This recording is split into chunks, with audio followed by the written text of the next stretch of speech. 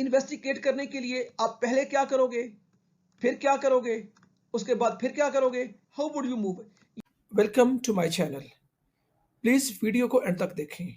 अगर कुछ लर्न करें तो वीडियो को लाइक करें, शेयर करें और चैनल को सब्सक्राइब करें। What is research method? Research method से क्या मुराद है?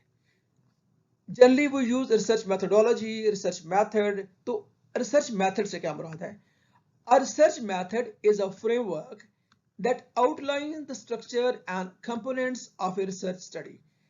It serves as a guide for the researcher in planning, designing, and conducting the investigation.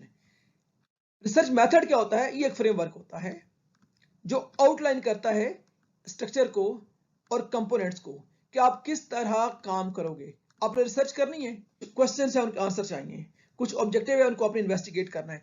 अब इन्वेस्टिगेट करने के लिए आप पहले क्या करोगे, फिर क्या करोगे, उसके बाद फिर क्या करोगे, how would you move.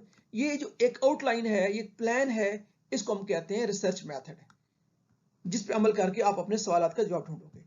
A well-developed research model typically includes key elements such as research problem, objectives, hypotheses, or research questions, methodology, data collection method, and data analysis techniques.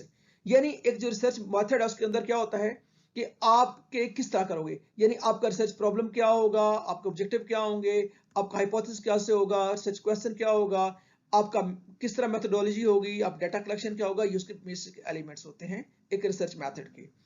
The specific components of a research model can very depending on the nature of the study, the research approach and the researchers preferences. जो components है वो फर्क हो सकते हैं।